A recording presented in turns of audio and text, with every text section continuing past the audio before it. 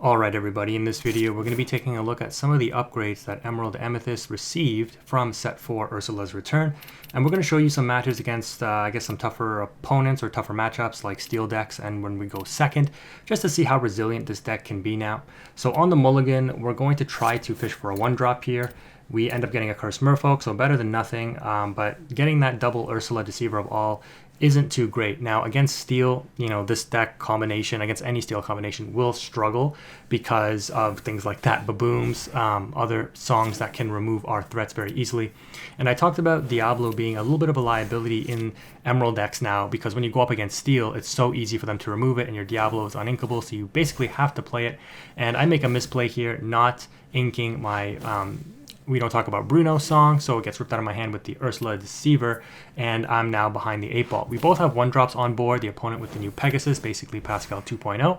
I end up dropping my own Ursula Deceiver on turn 2. It doesn't hit anything, but I see a Jack, I think a big Pegasus, which is going to be a problem, a Fire the Cannons, which will likely be used on my Cursed Merfolk, because the opponent knows I have the Diablo, but they have their own Pegasus shift in order to deal with it, right? So again, just the Diablo just seems a little underwhelming here, but the card you're going to see is, the card is nuts, right? Like the card is going to be very, very good. Every Emerald deck, I think, basically slots in the new Diablo here. Now, keep in mind that you do need an action in order to discard to shift it for free. So if you want to up your actions, you could do that in this in combination. Nonetheless, so the opponent establishes a Forward Sphere, and this is an interesting tech card in Emerald Steel. I probably wouldn't use it myself, but I'm going to point out where this opponent probably could have won this game if they would have used this item correctly.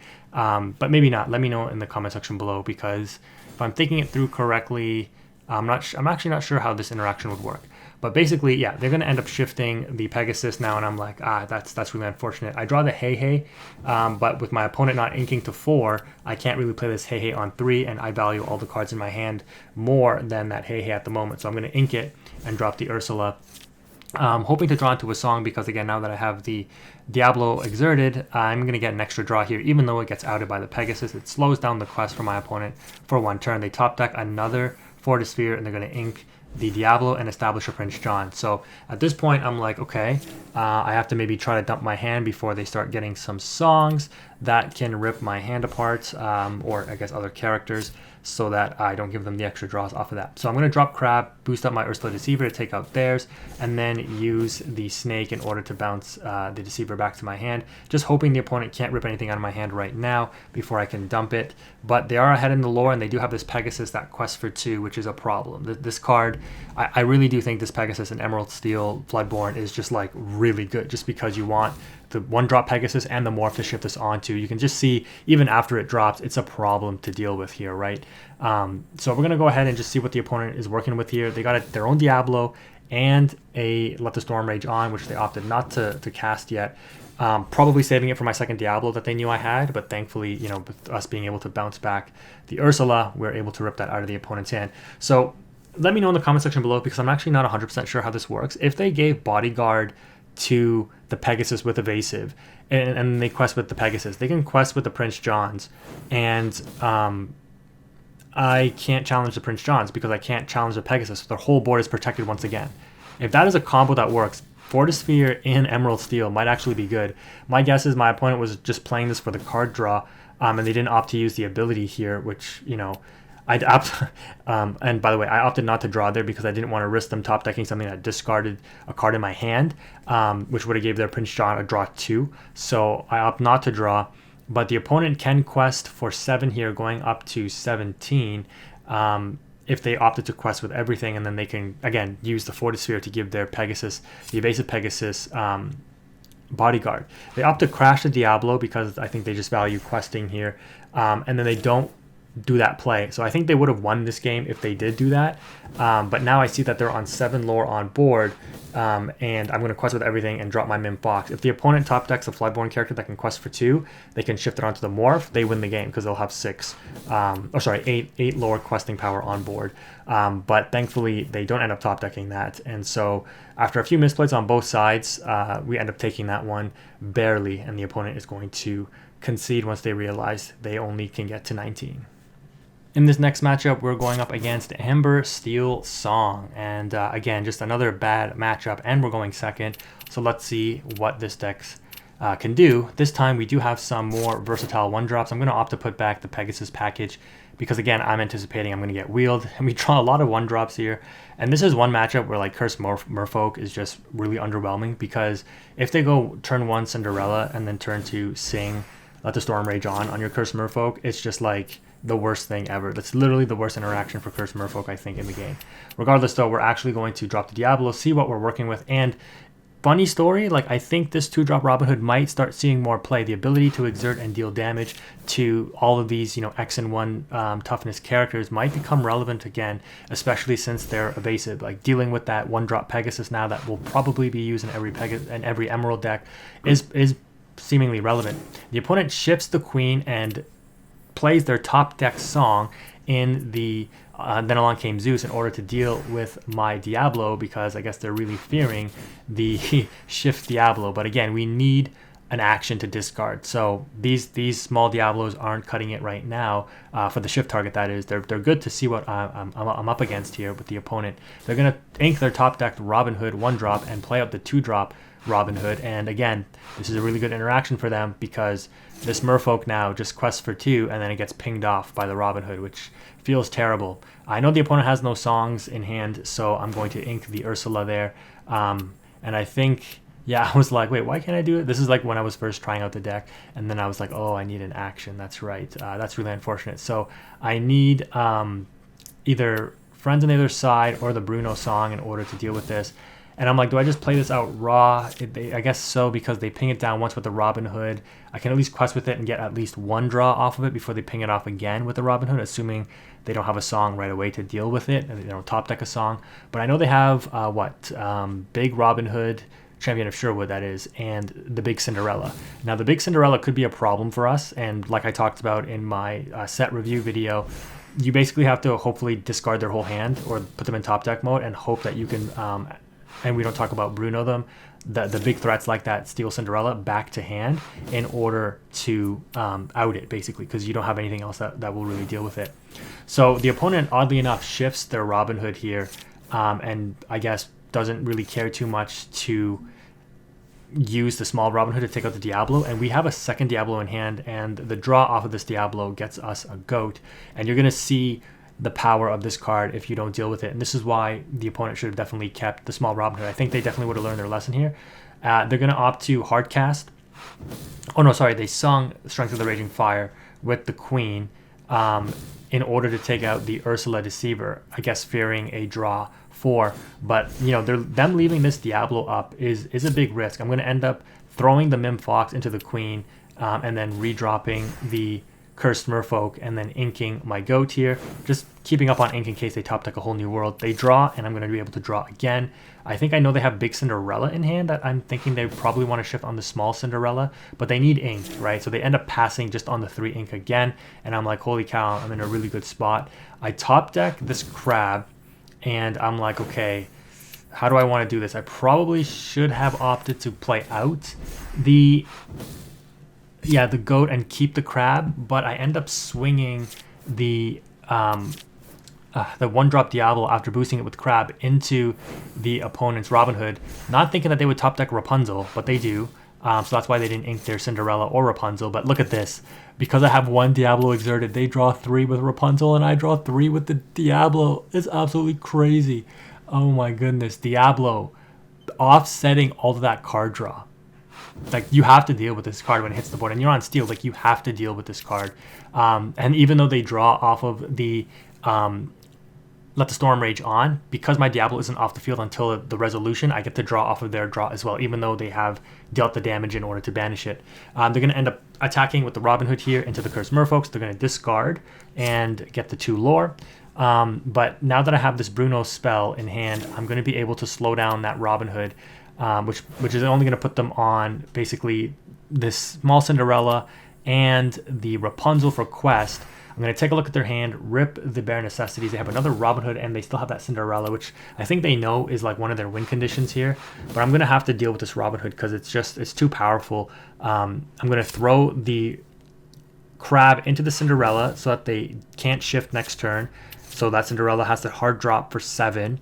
And I know that they have the Robin Hood. So now they end up pitching the Cinderella. So that game plan's out the window. They redrop the small Robin Hood and their top deck Queen. And I know they have big Robin Hood in hand. They quest for 2 with the Rapunzel. And I top deck another crab right on time because we're going to be able to drop this crab, boost up our other crab, and take out that Rapunzel instantly. And then we're going to be able to ink something. Okay, like a Sing Friends with the Diablo, which is also nice. Ink something, and then Bruno back the 2-drop Robin Hood to just prevent the shift and slow the tempo down even more from the opponent. Yeah, we're in pretty much total control of this match. And then, yeah, it forces them to discard, so they discard the big Robin Hood. They draw for turn, we draw off the Diablo still, and this is just, you know, the overwhelming power of this card right now in the metagame. Yeah, this card is a problem. Anyways, yeah, the world's greatest criminal mind not doing anything against us, and clearly the opponent is too far behind at this point to really do anything. We're going to be able to quest with this crab, use the snake to bounce it back. Not that I really needed to do this. I'm sure there were more optimal plays, but I was just like, whatever, I'm just going to do it this way. Throw the Ursula after boosting it up with the crab into the Queen. Quest with Diablo, quest with crab, drop an Ursula Deceiver and a Flynn Rider, just threatening game next turn anyways. Draw again off the Diablo when the opponent draws, and this one Solar Robin Hood isn't going to be enough. They end up scooping it up. Alright, you guys in the comment section are asking for more matches or longer video, so I hope if you've been asking for that, you're this far. Let me know in the comment section below if you've made it to the 3rd match. This will be the last one of the video. I normally would not include this because I've already included a match against Steel Amethyst Broom, but let me know if you want to take my own take on this deck. I think the Broom deck looks pretty interesting, but you're going to just see again the power of Emerald Amethyst in the new meta after Ursula's return here. So the opponent has a lot of Brooms in hand. We take a look at what they got with the Diablo, and on the play, this deck is, well, we already know, right? In set 3's meta, this deck was really strong on the play, basically being able to win any matchup, even its worst matchup in like Emerald Steel or Ember Steel Song. That's just how important that tempo was. In Ursula's return, we need to do a lot of testing. You're going to see a lot of people grind out a lot of matches to find out if the tempo swinging cards we've received in this set is enough to offset the advantage of going first. I think Ravensburger needs to very, very much aggressively address this problem, and I think they have to a certain degree with Ursula's return, but we need to continue to see that being a trend with future sets. Anyways, the opponent is going to, you know, curve out as we expect. 1-drop Broom into 2-drop Broom. Now this one is a little bit of a problem because it is a 2/3 body that gets evasive during their turn, which means they can take out the Diablo with this card. So you might see, if Diablo becomes super popular, which I think it will, at least in the beginning, that these like old cards like Jafar and Cruella and now this Broom, the cards that get evasive during your turn become more popular in order to deal with that 2-drop Diablo, right? I think more or less most colors that have trouble dealing with it will have a card like that in order to play on turn 2 in order to deal with it. Ruby did get Brawl, which is nice. It would have been nice if Sisu, the new 3-drop, could have dealt with it, but unfortunately it can't because it's only 1 strength or less. But yeah, that Diablo looking pretty good right now. So we're going to end up comboing with the double Friends on the other side with the Ursula there. Oh, this is the build that I was experimenting with. I was trying to run like the purple Diablo with this Maleficent, and yeah, I've cut that stuff since then. So what you saw in the first 2 matches was the relevant deck list. This one I was just messing around with first. But yeah, you can see us going pretty wide here. We've got the card advantage off of the friend, so that interaction still super relevant in this meta in my opinion. And yeah, I was testing out the big Ursula too for some reason. But the opponent let the Storm Rages on my, I think that was the Flynn Rider that I had there. Was that what they did? Yeah, so they sung that, they drew a card. They're looking okay. They got 4 cards in hand, but the advantage I gained off of the Ursula Singing Friends is just way too strong. So, you know, this location, I did order foil versions of this location, by the way, guys. So maybe an in real life Broom deck is coming. I have foil versions of all the Brooms so far. So when Ursula's Return comes out, I'll probably look to pick up more Brooms. I want to see a really powerful Broom. I want to see that. Maybe in the next set, I just want to see like a super rare, probably not a legendary Broom, but like a rare, super rare Broom that's just like really good. Anyways, I'm going, because I have no song that I can sing with the small Ursula, I'm going to drop big Ursula here, and I make some questionable plays probably, but I just, you know, being the control player that I am, even though I'm playing an aggro deck here, I want to just control the board. And I talked about this in the video where I reviewed this Ursula Sea Witch Queen, where I said I think she can find her way into Emerald, Amethyst, and just any Amethyst deck that will play Ursula, because you have so many different copies of Ursulas you can play in Emerald and Amethyst, right? You have 2 different versions in Emerald from set 3, Ursula Deceiver and Deceiver of All, and then you got the new Ursula Challenger, basically the Prince Eric clone, in Ursula's Return that you can play. So that's like 12 Ursulas you could potentially play. Not that you'd really play all of them in order to play, 2 or 3, probably not 4, but a couple of the big Ursula Sea Witch Queen, which pairs well with this deck because you don't need to go over 5 ink, right? You can just stay on 5 ink, ship this out because again you have so many shift targets, and when it comes out, it's just a huge body that's really hard to deal with, right? So the opponent, is putting up a bit of a fight here. They've got the Mickey established, they've got their location, but again, the Crab continues to be an absolute menace in the meta. And then we have the Bruno song, and we're going to force the opponent to, we're going to put back, okay, so we have to sing it with Ursula because it's the only thing that can sing it. We're going to ink the Pegasus since we don't have the small Pegasus, drop down the Ursula Singer, which I realized it as I was playing this match because I changed the deck list right after this match to what you saw in the first 2 matches.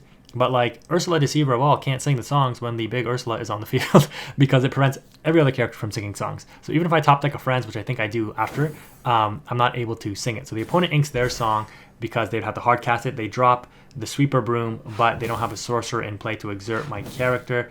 And at this point, the game is over. Here you can see me try to sing the song, and I'm like, oh, that's right, I can't. So again, learning, just like what we do when new cards come out, right? We drop Rabbit instead, and I draw another Ursula Sea Witch Queen. And at this point, I'm just like, I don't even know. It's like a wealth of options on what to do here. I think I'm going to opt to out the opponent's board because I just know they can't deal with the Ursula. Like, I don't think there's anything the opponent could top deck in this situation to win them the game. Like, even if they top deck the locations and moved all their rooms there for free, they would still only quest for 6, so it wouldn't be enough still. So Crab takes out 1 Broom, and that is Ursula Sea Witch Queen taking out another, and then Diablo finishing it off, or dealing damage to the other one, and then the Diablo finishing it. And we leave the opponent on just the Sweeper Broom there. What is their top deck? Is it anything that could potentially, nope, it's nothing. So yeah, the opponent, I think they stay, so they don't just resign here, but clearly I think I even have more than 9 lore on board. Well, maybe they took 1 out, so not anymore. But let's see. Oh, okay, we're not even going to quest. We're going to crash the Rabbit to draw into another Pegasus here. So again, you can just see why, if you don't see the small Pegasus, you want more for something to ship this Pegasus on. Because imagine giving this whole board evasive, right? Like, I just quest for this insane amount, and then you can't touch it. Most likely, I just win anyways. But yeah, I think at this point, the opponent realizes it's game now that I've established a second Ursula, and that is a GG. If you made it this far in the video, thank you again for watching. Let me know in the comment section below what you want to see next. Quantum is out.